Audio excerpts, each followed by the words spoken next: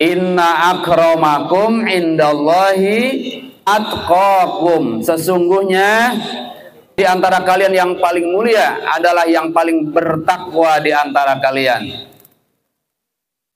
Anak-anakku semua, kalian bisa lebih mulia dari Bapak. Bapak bisa lebih mulia dari kalian. Dan kita semua bisa lebih mulia dari orang yang sebelah sana. Orang sebelah sana juga bisa lebih mulia dari kita semua di sini.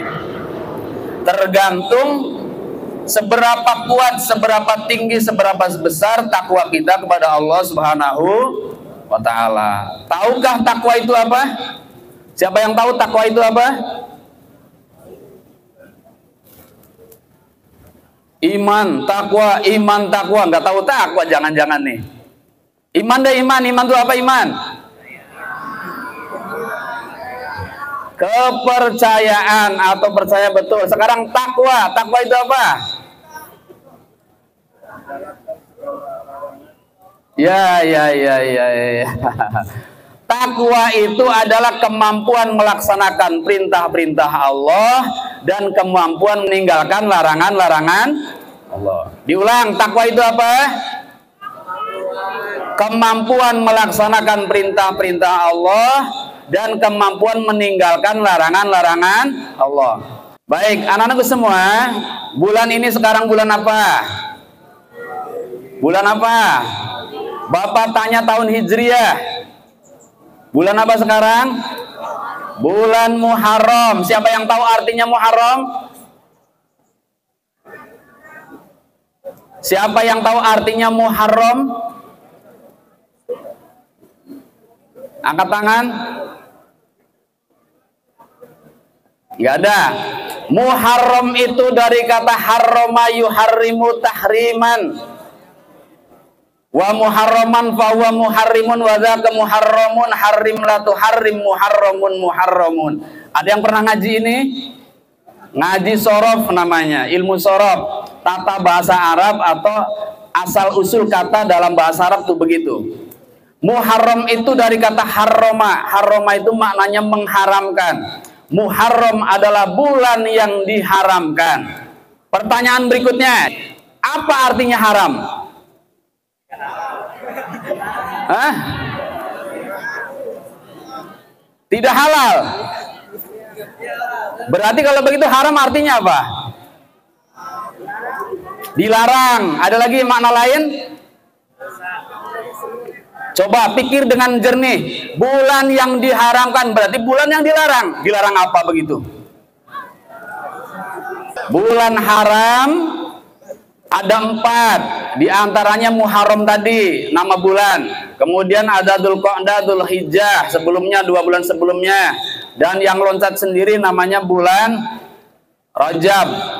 Itu disebut semua bulan haram. Arti haram ada 2. 2 arti haram, yang pertama memang dilarang, yang kedua dimuliakan. Coba, ayo berpikir. Haram itu ada 2 maknanya. Yang pertama dilarang, yang kedua dimuliakan. Bingung jadinya. Masjidil Haram berarti ada 2 makna. Masjid yang diharamkan, dilarang, yang kedua masjid yang dimuliakan. Karena haram maknanya 2. Kalau begitu yang dimaksud dilarang apa? Masjidil Haram, masjid yang dilarang. Masjidil Haram adalah masjid yang dilarang bagi non-Islam masuk ke dalamnya. Itu maknanya. Masjidil Haram masjid yang mulia, karena di dalam masjid itu dan sekitarnya sholat kita 1 rakaat berbanding dengan 100.000 sholat di masjid SMA 67. Hebat tidak? 100.000, gede banget. 1 rakaat. Nah, di bulan haram ini, di bulan Muharram ini ada beberapa peristiwa yang harus kita kenang, yang harus kita kenali, yang harus kita jadikan ibroh dan pelajaran. Di antaranya nih, nanti banyak, waktunya nggak cukup. Salah satunya adalah diterima tobatnya Nabi Adam setelah diturunkan dari surga. Angkat tangan yang pernah ke surga. Hah? Di surga ada apa ya? Ada nenek-nenek. Di surga ada apa ya? Ada kambing, ada sapi. Iya katanya Pak Ustadz, kalau korban nanti sapinya, kambingnya jadi kendaraan di surga. Becek dong surga, kotor, bau. Ada banyak kambing, ada banyak sapi. Kita semua ternyata pernah di surga, cuman lupa. Dan kita aslinya adalah penduduk surga. Mau balik lagi ke surga? Banyak yang tidak mau ternyata. Mau lisannya, tapi kenyataannya banyak yang tidak mau. Di seluruh dunia ini, umat Islam ada berapa? Ada berapa? Dihitung lagi yang komitmen konsekuen melaksanakan ajarannya ada berapa lagi? Di 67 sisa muslim ada berapa? Yang komitmen puasa sahur Ramadan yang lulus dari awal sampai akhir berapa orang? Yang selalu sholat benar berapa orang? Yang tidak sholat berapa orang? Artinya masih ada yang tidak sholat, masih ada yang tidak puasa. Itu tandanya tidak mau balik ke surga. Ada lagi yang paling parah, durhaka pada orang tuanya. Ada lagi yang nggak mau surga, ngomongnya jorok. Mulai sekarang, apabila masih ada SMA 67 siswanya yang berkata seperti itu, Bapak akan tarik, akan jahit mulutnya, bibirnya akan dijahit. Daripada nanti di akhirat celaka, di alam kubur celaka, bangun dari kubur itu mengagetkan. Bagaimana kita akan bisa menyebut Allah kalau tiap hari kalimat yang keluar seperti itu? Allah aja susah. Itu tandanya tidak mau masuk surga. Ucapkan Allah begitu bangun tidur, begitu kaget, begitu terhentak, ucapkan Allah. Itu tandanya orang itu mau masuk surga dan ingat Allah Subhanahu wa ta'ala. Paham? Nabi Adam dosanya apa dikeluarkan dari surga? Makan apa? Makan apa? Siapa yang nyuruh?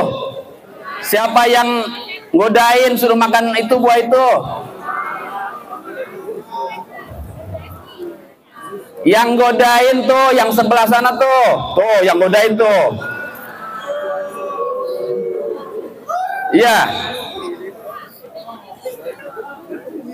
Kalau di sini godaannya bukan itu. Godaannya yang suka bisik-bisik tuh, kalau sudah jadi istri, Pak, emang nggak bisa korupsi tuh, teman-teman pada korupsi, udah bisa beli mobil, bisa beli ini, kan bisa juga. Tuh godain masuk neraka. Dan rata-rata kalian nggak tahan dengan godaan mereka. Kalau imannya apa? Lemah. Tapi kalau imannya kuat, jangankan godaan satu wanita, 1000 wanita, Allah adalah pilihan dia dalam hatiku. Begitu. Dosanya satu kali hanya gara-gara makan buah larangan. Ingat, khuldi itu bukan nama pohon, bukan nama buah-buahan. Khuldi itu adalah penamaan pohon karena dia kalau makan itu katanya kekal. Maka disebutlah pohon khuldi. Bukan nama sebuah pohon. Kayak modelnya polisi, bukan nama orang. Polisi itu nama status. Siti Masitoh bukan nama orang. Masitoh itu artinya tukang sisir. Tukang sisir Raja Fir'aun, ya, yang punya istri namanya Asia, tuh tukang sisirnya namanya Masitoh. Nama aslinya bukan Masitoh. Masitoh itu adalah nama sebuah jabatan atau pekerjaan karena dia tukang merawat rambutnya keluarga kerajaan. Disebutlah Siti Masitoh. Khuldi bukan nama pohon, bukan nama buah. Makanya ahli tafsir banyak di sana menjelaskan. Ada yang mengatakan wafi riwayatin adalah gandum, ada yang mengatakan delima dan macam-macam. Bukan nama pohon khuldi. Makanya Bapak tidak sering mengucapkan pohon khuldi, pohon larangan nyebutnya. Ya, wallahu alam nama aslinya apa. Nanti kita sama-sama ke surga akan lihat ya. Siap ke surga? Benar. Sholat. Hebat. Sholat semua, jangan sampai ada yang nggak sholat. Kosongkan ruang-ruang kelas saat azan. Saat azan tiba, kosongkan semua ruang ruang kelas. Itu tandanya kalian benar-benar komitmen ingin kembali ke surga. Begitu lama setelah diturunkan dari surga Nabi Adam dengan istrinya, kata Allah, wa qulna ya Adam uskun anta wa zaujukal jannah wa kula minha ragadan haitsu syi'tuma wa la taqraba hadhihi syajarata fatakuna minadh dhalimin. Fa azallahuma syaitanu anha fa akhrajahuma kana fi mimma kana fi wa qulna bitu ba'dukum li ba'din adu walakum fil ardi mustaqarru wa mata'un ilahin. Singkatnya ayat ini menjelaskan Nabi Adam, istrinya dan setan tiga dikeluarkan semua oleh Allah dari surga. Nabi Adam diturunkan di India, Ibu Hawa di Jeddah, di Arafah, di Jeddah, di Mekah. Lama mereka mengembara, saling cari mencari, belum ada pos polisi, belum ada warteg, belum ada telepon umum. Bagaimana coba cara mencarinya? Bagaimana cara mencarinya? Ya cari aja. Berdua tuh, nyari, ketemu-temu di Arafah. Itu setelah ketemu kurang lebih masa 40 tahun. Dan saat selama pencarian itu Nabi Adam mendapatkan ijazah dari malaikat Jibril mengucapkan sebuah doa yang berbunyi, Rabbana dzolamna anfusana wa illam taghfir lana wa tarhamna lanakunanna minal khasirin. Sama-sama. Rabbana ya Rabbana dzolamna anfusana wa illam taghfir lana wa tarhamna lanakunanna minal khasirin. Itu yang disebut dengan istighfarnya Nabi Adam. Nanti ada lagi istighfarnya Nabi Yunus, istighfarnya Nabi Musa, istighfarnya Nabi Muhammad, dan seterusnya. Yang menjadi ciri khas dari kenabian-kenabian mereka. Selama 40 tahun, tobatnya baru diterima karena melakukan satu kesalahan. Bayangkan kita tiap hari melakukan kesalahan berkali-kali. Kira-kira tobatnya butuh berapa kali? Hah? Kita melakukan dosa tiap hari tidak?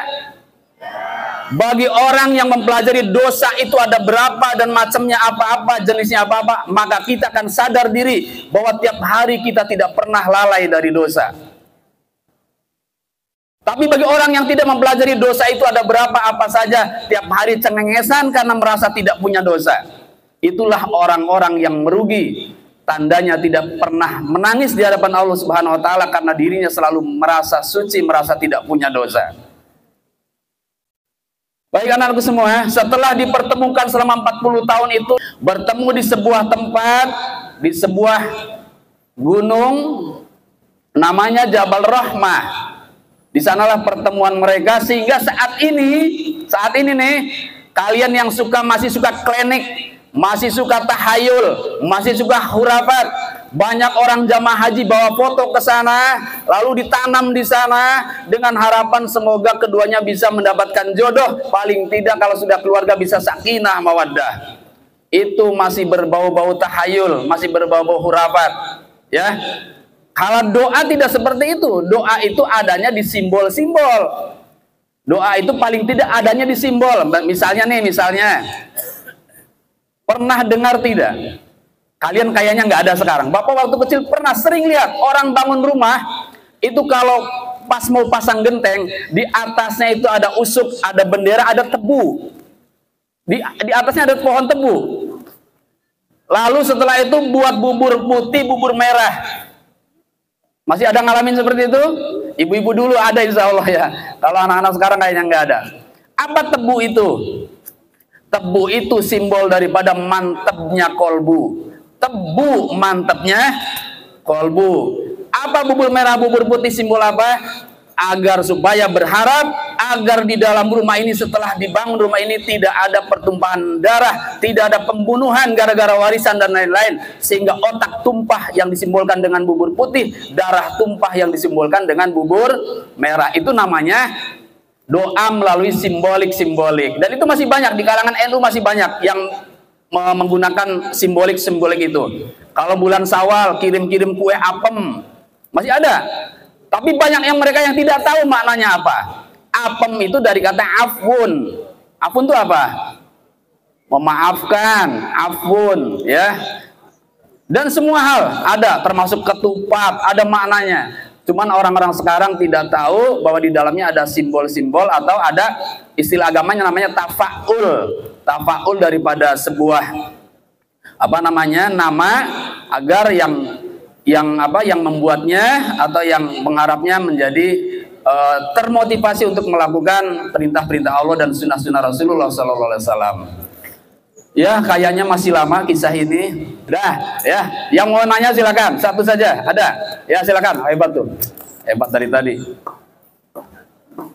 Kasih mic-nya. Mana mic-nya?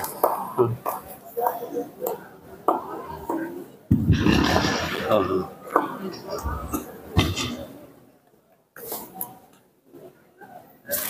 Pak Iman. Maju. Sini. Maju ke sini. Sebutkan nama dan kelas.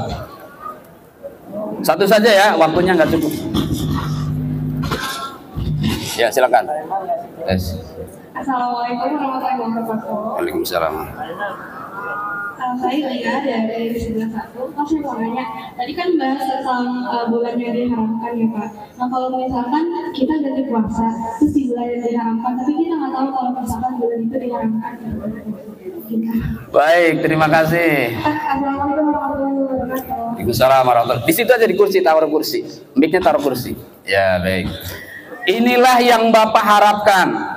Apa yang Bapak harapkan? Yang Bapak harapkan adalah jangan-jangan apa yang Bapak sampaikan tidak sampai, atau salah persepsi, atau gagal paham.